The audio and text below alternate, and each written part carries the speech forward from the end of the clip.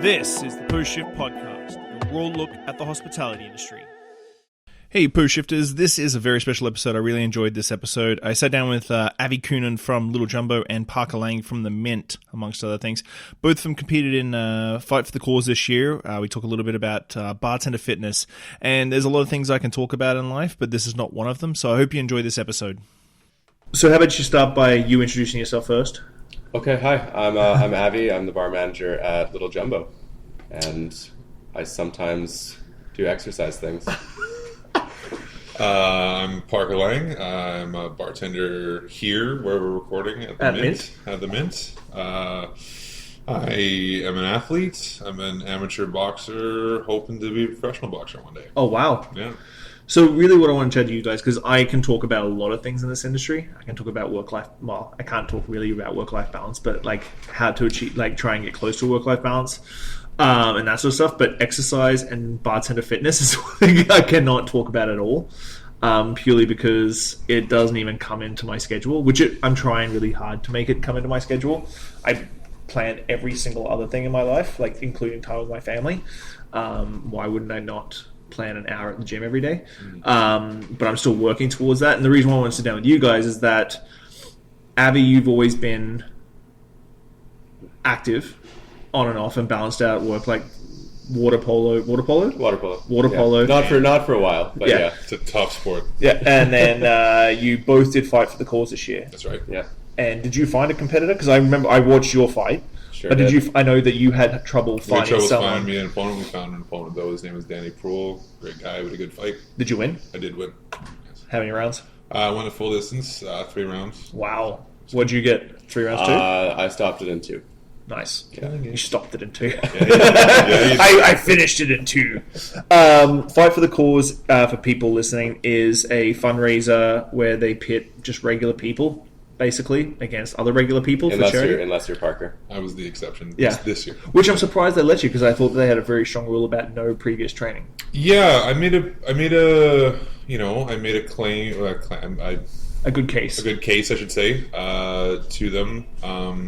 It's fundraising for charity, and I hadn't fought in years, and I had a personal loss of a family member last year that just drove me to wanting to compete again. And that person was actually a former employee at Studio 4, so we came together and said, hey, look, I want to do this. I want to do this for this person. Let's go for it. And so they found someone that, like Danny, had the same sort of level of similar competition experience. Yeah. Is he the big tall guy that goes to boxing every week? No, Danny was probably 5'10", 5'11". Short, like French bulldog who just gets right up in your grill and doesn't let you breathe. That's right. It looked awful. I would not have wanted to fight him. He was a heavy guy, and he leaned on me for 3 rounds, and he made it difficult for me to get anything off, and it was an exhausting fight. When I did box back in the day, that was always the hardest thing for me, is I was always like a good 8 inches taller than everybody that I fought. And so if they got inside you, like your reach is great if you've got room, but if you don't, you get kidney punched and just your size. I pee blood on after fights on a number of occasions because they just get inside and just pound my kidneys like freaking punching bags. Yeah. Are you still boxing? I know that you've called me out on a number of occasions about coming down and doing some training. Yeah, let's throw hands sometime. I box when I can. The issue for me the last few weeks since kind of Fight for the Cause, when I was doing Fight for the Cause, a lot of other things fell by the wayside. Yeah. So work included a little bit. So then after Fight for the Cause, the pendulum kind of swung. Well, tell everybody I know how intense, because I was doing boxing like twice a week or 3 times a week when I was doing it before World Class last year.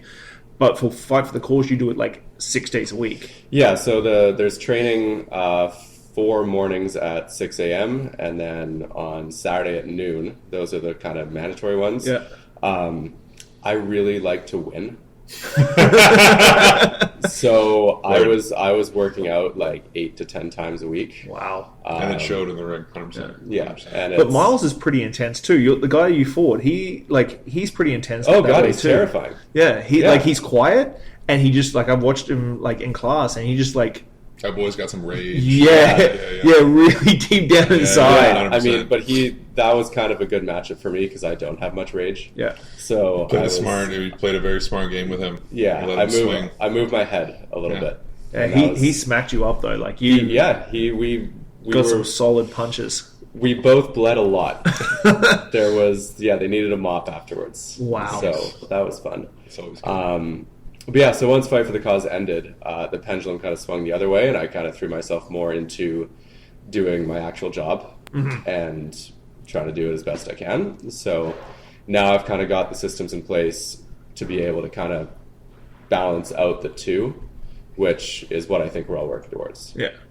I think for both of you, like, how do you balance off, like, closing down the bar and then getting up at fucking 4:30, 5 o'clock in the morning to get up and train?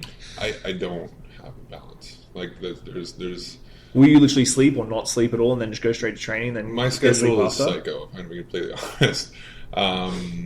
Just to give you an idea, like my current weekly schedule. So I have a fight at the end of March. And for those listening, I don't just work in the service industry. I'm a carpenter as well. Yeah. So I work Monday to Friday as a carpenter doing that. I wake up my Monday and Wednesday look the same. I get up, I go to boxing for 6 to 7. I wake up at 5 a.m., go to boxing 6 to 7. I work 8 to 4. After work, I go for a 5K run, then I do yoga. That's every Monday, Wednesday. Wow. Tuesday, Thursday, wake up 5 a.m. again, go see my strength and conditioning coach 6 to 7, go to work 8 to 4, and then I drive out to Souk Boxing Club where I train 6 to 7, and then go home and pass out. And then my Fridays for the last 5 months, I wake up at 5 a.m., go to boxing, work 8 to 4. I lift after work, usually get a nap. I work here at the Mint at 9. I work till 4 a.m. And that's after getting up at 5 a.m. on Friday. I work right till 4. Get up on Saturday, and Saturday is usually like a rest and recovery day. So I'll do something like go to the sauna or go sit in the pool or go for a hike. And then I open the bar on Saturdays, and I lately been doing doubles on Saturdays where I open the bar and then I manage the floor for the rest of the night till close. And then I wake up on Sundays and I go to sprints for 9 a.m. and that's after closing the bar and getting out of here at 4 a.m. Jesus.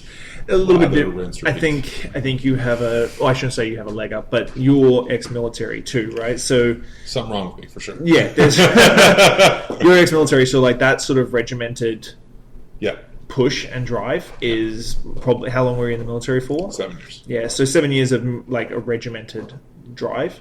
That is insane. And folks, if you're listening, if you are looking for work-life balance, it's probably not it. It's not the way to go. The work-life balance is tough, and it's definitely lends itself more to being single, the life I'm living. But you make it work. Yeah. You know. Are you single? Oh yeah. Yeah. I felt like that was a hypothetical question there. Yeah, for lots of very opposite reasons to Parker. I have all the time in the world for that. But your mother doesn't approve of any girl you bring home? No, my mother would be great. I just I didn't know that this was going to get into relationships, Shawn. Oh, no. We're just like talking about work-life balance. And that's great. How do I put this? Oh God, I don't know.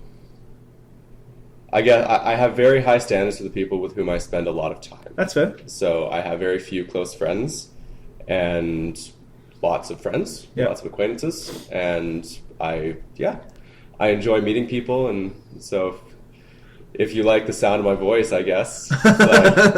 I'll put his number. I'll say his number at the end in a post edit, so you can drop him some emojis. Yeah. So with you sort of balancing back now, what do you think your schedule is going to look like for work-life balance? So I am not trying to be a professional athlete. I am not trying to get up at 5 a.m. Did that for 8 months. That's so fair, dude. 8 weeks. And it was terrible. Yeah. I would close the bar, go home, sleep for a couple hours, get up, go train, go home, nap, get up, and then go work. A lot of naps. Going forward, it's kind of the thing where boxing happens maybe 3 times a week. Yeah. There's classes on Sunday morning, there's classes on Monday night and Tuesday night, and then I work Wednesday through Saturday. And then I go for runs, I'll go to the gym on my own time, but it's not going to be anywhere close to as regimented as Parker's routine is, mainly because I kind of don't like going to the gym. I don't like lifting weights very much. I think it's kind of boring. Sounds like you like yourself better too, so it's probably good. Yeah, I mean, I don't know if that's justified, but I think that's the thing is like you're working to get to be able to train.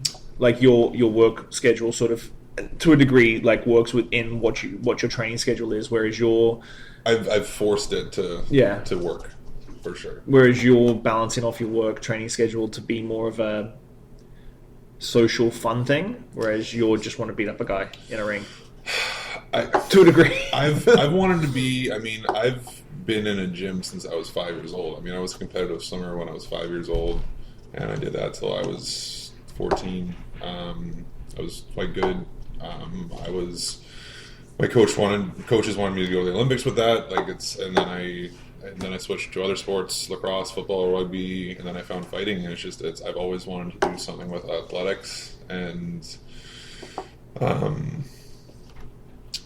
I kind of lost the opportunity a couple years ago from a car accident. Yeah. And just through therapy and fixing my body, I've been able to get back to a point where I can train full time. Because when we met, you were big, you were bulky, you were like I was doing a lot of powerlifting. Because you were like 250, 260. That's right. I'm like 230 right now. Yeah. Slimmed down quite a bit. I just couldn't keep the size on for. You eat a ton of food. Whether you're 280 pounds of fat or 280 pounds of muscle, it's the same amount of calories. You know, when I'm running all the time, I'm doing yoga, I'm doing cardio all the time. It's really hard to keep that weight on, and I don't want to. You know, I'm faster, I'm quicker.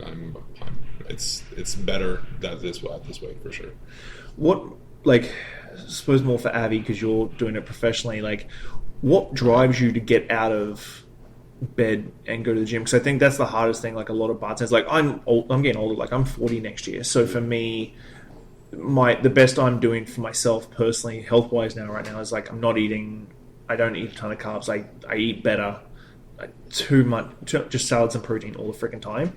Because I fluctuate so aggressively. But going to school full time and everything like that, like school full time, like do I have the breakfast poutine or do I the Camosun breakfast poutine? That thing will get you, man. Do I have the Camosun breakfast poutine clocking in at 2,000 calories, or do I have the yogurt and fruit cup? And the yogurt and fruit cup is usually my go-to right now. So I've dropped weight just purely from that and not drinking as much as I used to, staying away from beer. Like crushing a 6-pack of beer is not good for your health. Really? Yeah, you're still young, champ. Let's see what happens when you cross over the 3-0. No, I mean I've turned down my drinking quite a bit as well. Like I don't have a beer after work anymore. No. I found that like the first day was hard, and then the second I was like, hey, now do I actually want a beer, or I just want like something to drink? Yeah. So I fizzy water. Yeah. And then that does the trick. In terms of what drives me to exercise and stay in shape, like similar to Parker, I've been an athlete for basically my entire life since I was 5. Mm-hmm. Started out with a lot of sports, narrowed it down to just the water polo, and was doing that at a very high level for a very long time. Actually, that's kind of how I got into bartending, funnily enough, as I was... Yeah, well, I had polo to bartending. Yeah, I had an opportunity to go down to the States and play on scholarship. Yeah. So I needed to be training all the time. Yep. But I also needed to make money, so I wanted a job where I could work part-time and make money and tips. Yep. So I was like, I'll be a bartender. And then I became a bartender. And I was like, hey, this is a fun new skill that I can get better at. Okay, bye, water polo. Yeah. I'll get better at this. When was the last? Because it's only recently when you stopped like doing competitive water polo. I thought like 2015, 2016. Yeah, maybe 2017. I still play once in a while. There's like a Masters League in town. Mm-hmm. It's honestly tough when you were playing for that long so competitively to just kind of do pick up pop games in and fuck around for a it's little like bit. playing the NBA and then just going down to Beacon Hill Park and picking up basketball games at Beacon Hill Park. Exactly. It's like I'll never be as good as I used to be, and there isn't really anything to play for. Yeah. So everything kind of just blends together now as well in my head, and it's just like, yeah, whatever. And that was what was so great about finding boxing is like, hey, here's a new sport. Here's something that is really fun and really hard and really good for you. And I'm getting coached again, and I'm learning new skills, and that's been really fun. So that's part of what drives me to work out is like, hey, here's something else. I want to get good at it. I don't like not being good at things. I don't know if you... I never picked up on that at all. All the years I've known you, I've never ever picked up on that at all. Yeah. So like I think that's the hard thing with a lot of bartenders. I think that it takes a lot of time. Well, hell, I do. I just make the freaking excuse that I can't book off time to go to the gym, and going for an hour. And I really enjoyed when I was going to the gym. I really, really enjoyed it. But literally right now, I wake up at 8 a.m. I work through till 8:30, 9 o'clock, and then that's school and work and everything, and that's pretty much 7 days a week. And so for me, it's hard to book it in. But I know how it's one of, like, I know it's sort of like drinking. Like, you probably shouldn't have that third old fashioned, but you really want that third old fashioned. Then you wake up the next morning, you're like, fuck, I wish I didn't have that third old fashioned. But then you go, story of my life at the Mint, by the way. you guys don't stock those bottles of La Fin du Monde anymore, but God, those killed me back in the day. Oh yeah. Like, and that's the thing is you have you're like, I'll just have one beer. Oh no, wait a second, I'm just going to have one. There's no such thing as one beer. One La Fin du Monde or one Delirium Tremens. And you're like, oh, okay, wait a second, that was 8.5%. Well, because we'd always come here for last call, and we'd look at the menus, and it's like, 750ml bottle of La Fin du Monde. Yeah, I want that. And then, right there, right in front of our face. And then all of a sudden, it's like, 2:45, and we've been casually sipping, and our server comes over and it's like, hey, you got to finish these up, or I'm taking them off the table. And by that I mean it's 2:30 and you finish your drink and you've left the room already. That's exactly what it means. It was 2:45 and drunk time. That's right. Yeah, and then all of a sudden you're hammering back basically a bottle of wine. Jesus. And then it's 2:35 a.m. and you have nowhere else to go. And it's one of those things with the gym. You're like, oh fuck, I got to go to the gym. Man, I hate that. And then you finish the gym and you wake up the next morning. You're like, oh my god, I feel so much better because I went to the gym yesterday. Like, the wife has been going to spin class every day, and I know it's a very nouveau thing for spin, but my wife loves spin. Every day she's at spin class for it's a biking thing, right? Yeah. The biking, like disco music, and like the light show, But her whole firm goes. So at lunchtime, 10 people from her firm, including like the partners and the lawyers, all go down to spin. That's awesome. And jump in the same class and hit spin. That's good. One of the partners goes to spin like 3 times a day. In the morning before he goes lunch, and then at the finish as well. And she's been on my back about going to spin. I'm like, I'm not going to spin. It's just not me. I hate bike riding. Like, Spin's not for I'll run on a treadmill and do that. So I think bike riding is just not my thing. So what sort of drive, like, what's the drive behind going to the gym? Like, if you're a young bartender right now, and like young bartenders have the joy of being young, like 22-year-old bartenders not thinking about it. Like, when I came to Canada, I was 26. I was 6'5", which I still am now, but 6'5" and 170 pounds. Abby's just looking at me like, and 170 pounds, and now I'm up to about 250. We could have fought. Then that's the thing, is that's why when I used to box, I used to be like, I was tall but freaking skin and bones. Well, there's your drive, Sean. Get back down to 170. Get back down to 170, so we can make something happen. But then I hit 26, and my metabolism told me to fuck off and left. And I haven't seen him since I was 26. Yeah. So I wish he'd come back, because my metabolism was my best friend for many, many years. And I think people don't really think about like how all of a sudden your metabolism does change as you get older. And how old are you this year, Parker? I am 28 years old. I'll be 29 in June. How old are you this year? I'm 26. Yeah, so you're on the cusp.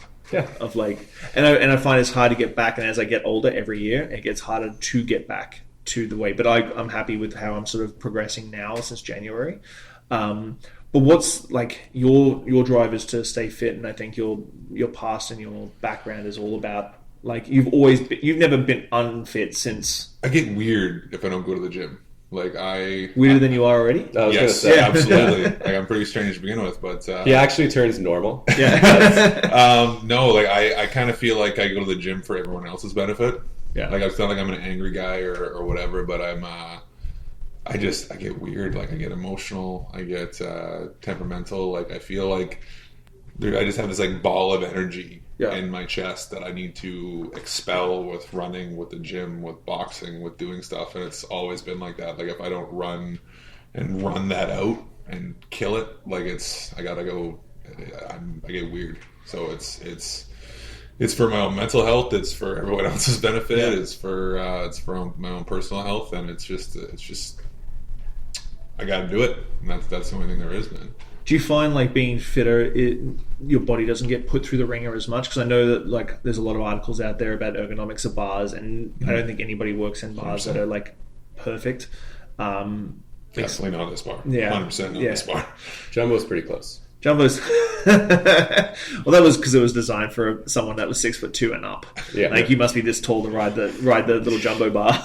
It's true. Like and from the time that I designed the little jumbo bar to now, just the spatial awareness of things. Because originally when I designed the little jumbo bar, like I literally took measurements off the Clive's bar about how high that should be, but you don't reference if you go higher it has to be skinnier. Yeah. Like you think that like higher and then just gets, and then it's like wider, and it's fine. It was fine for me, but for anybody shorter than me or Nate, it was just a freaking nightmare. That sounds great. Yeah, exactly. Yeah. Whereas the Pags bar I think is like the best, is perfect, and the FTW bars were perfect like that, not much reach and stuff like that.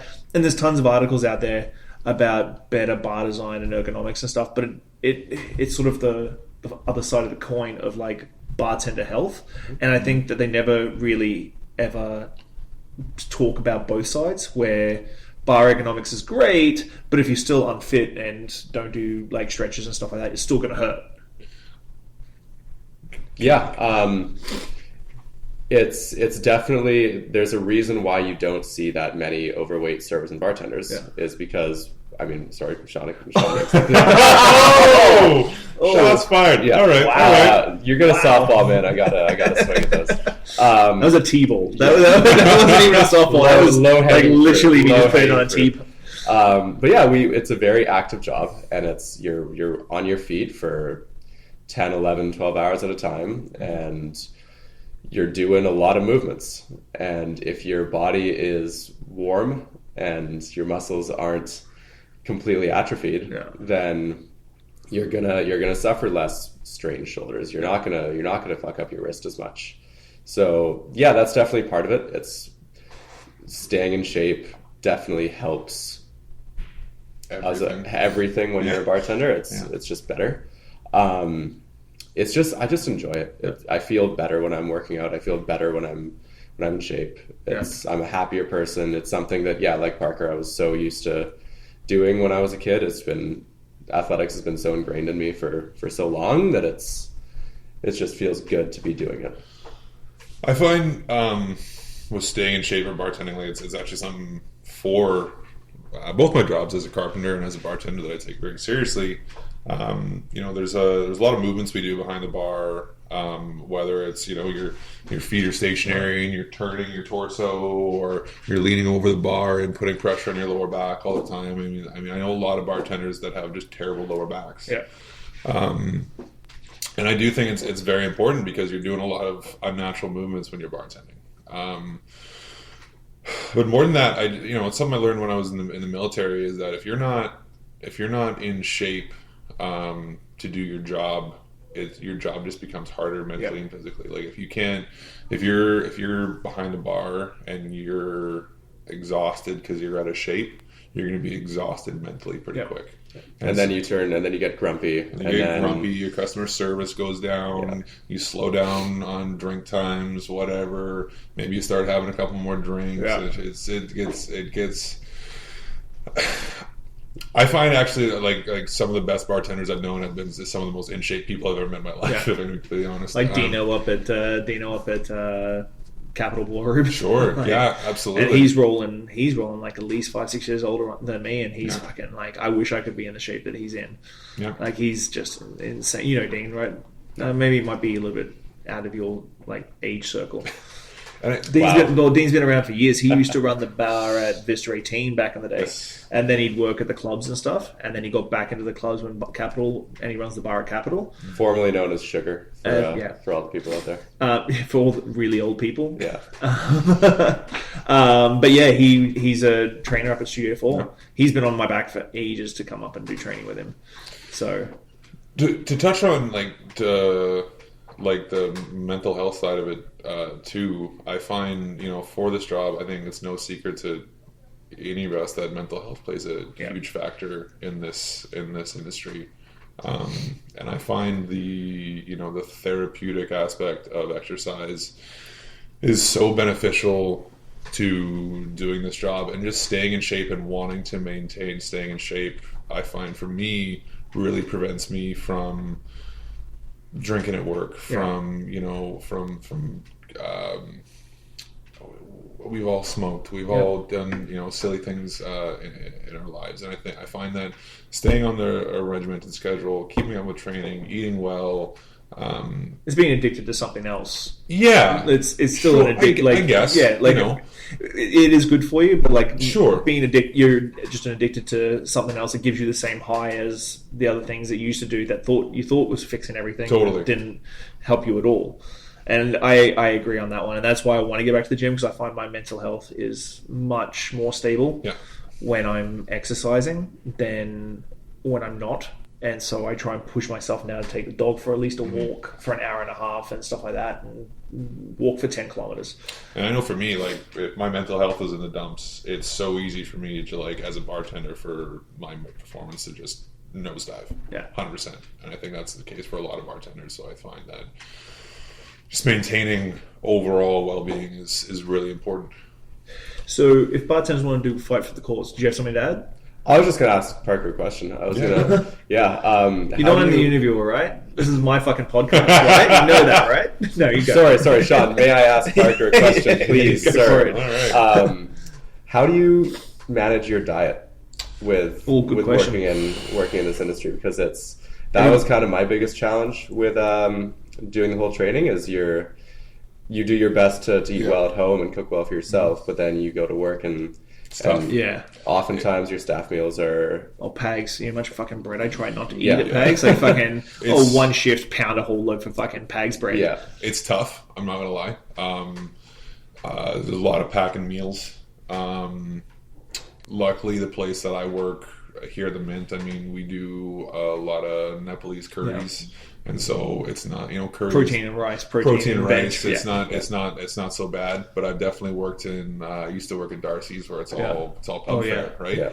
But even then, you have opportunities to, we all know how to fuck with the menu to make something as healthy as we can. So, did you find it hard to do your menu when you were getting ready for the fight for the course? So the way it works at Jumbo is we just get it. They just make us something. And for the most part, they're really, really good about it. And they'll make us something with greens and protein and nice things. Every once in a while, you'll get the fish and chips and that kind of thing. But it's more just before work, it's hey, what can I grab to eat? I was napping until noon because I was up at 5. So I didn't meal prep or anything. Do I get a burrito? Do I get 4 salads because that's the only way that it'll fill me up? I ended up eating a lot of sushi.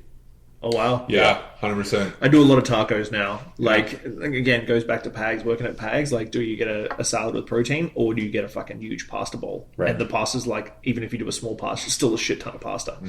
And so, if I'm gonna go out and have lunch, it's tacos. Yeah, just protein in a wrap. Diet being an athlete is just the toughest part in general. And I think working in bars and restaurants, it's difficult if you want to be an athlete. So it's usually how quickly we have to pound our food and what time. 100%. It's 10:30 at night. Okay, I finally have 2 seconds, and I'm gonna stand over the trash can, straddle the trash can, and bang, shovel it. And your stomach's just what the fuck are you doing? It's 10:30 at night. You're pounding a massive thing of protein into your belly, and now you're gonna go to bed in 3 hours. What I actually find to be very difficult, because I do tend to work longer shifts here at the Mint, is that I'm moving around so much. I'm burning calories, and I can feel myself depleting. I'll have nights where I'll have 2-3 meals here, and I'm still hungry. So sometimes it's I can't eat enough at work, because I'm trying to replenish from what I did during the day, and then what you replenish when I'm running around at work, and it's just that's I'll find I'll go into a weekend of work and I'll lose weight over the course of the weekend just because I'm not eating enough from moving around. Wow. Yeah. That's what I used to be like. But I'm lucky enough I don't work Friday, Saturday nights anymore. My body is just not enjoying that at all anymore. Waking up the next morning being sore, just can't. Totally. just can't do it anymore. I've got youngsters. There's so many young people that I work with me. I'm just like, you can go. You guys work the Friday, Saturday nights. I work the Monday, Tuesday nights. Sure. And be home and in bed by midnight. It's perfect. My wife's happy. I'm happy getting back up at 7 o'clock in the morning. Yeah. So Fight for the Cause next year. Every year the hospitality community, I think, comes together, and there's always a couple of competitors from the thing. What's your 2 cents on anybody who wants to compete, Fight for the Cause? Like, what's the good things and the bad things? Just do it. There were no bad things. It's hard, and you're going to wake up a lot of mornings and you're not going to want to get up, but it's worth it. Yeah. It's the best thing I've ever done. So, wow. Yeah.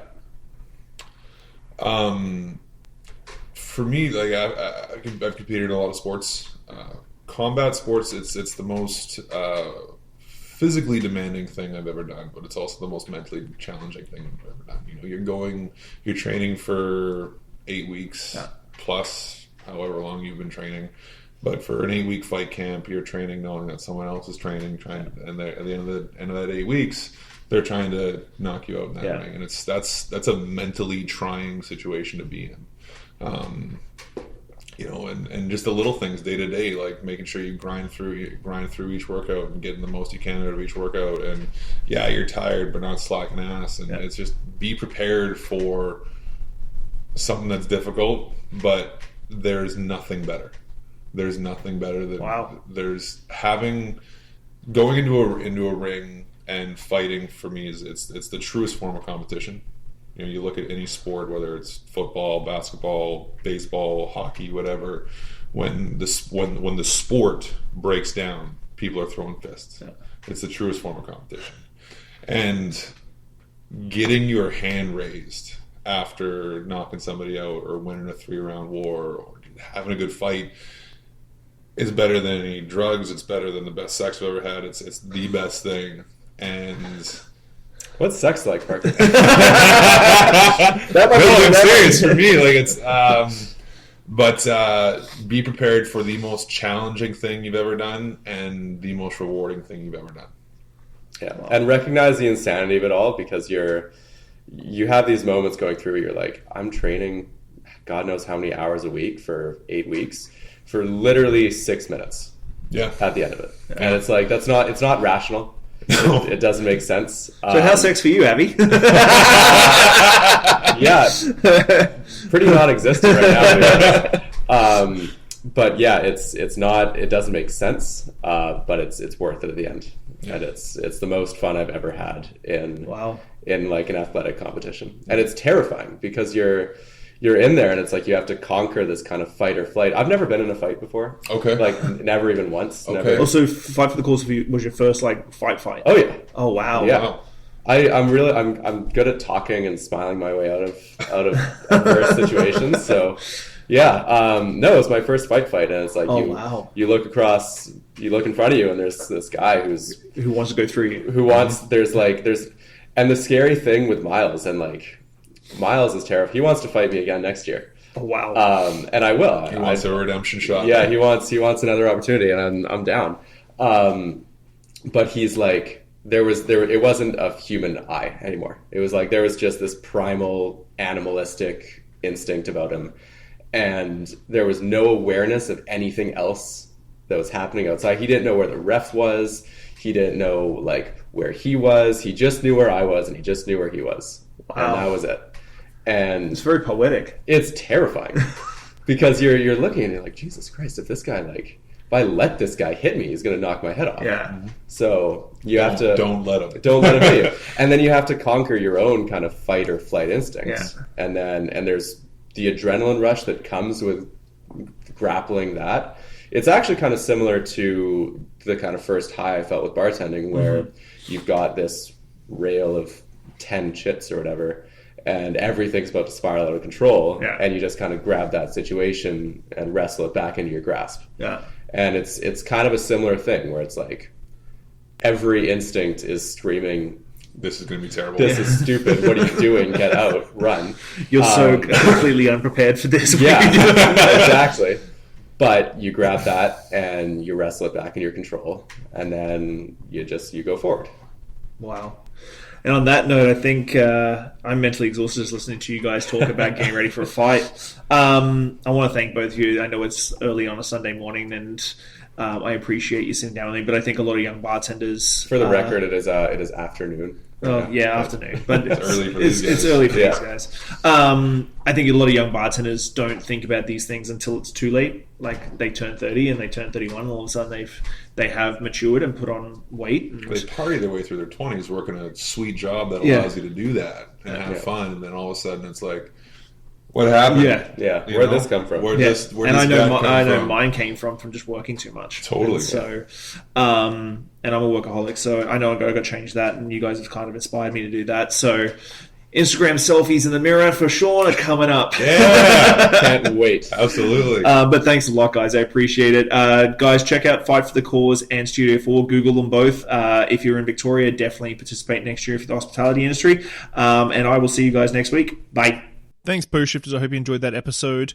If you're listening, whatever platform you're on, give me a good rating, subscribe, listen along. I'm going to keep going. I really enjoy sitting down with people and learning where they're from, what they did, and how they got to where they were. So if you love it, give me a good 5 stars. If you don't, give me 1 and I'll try harder.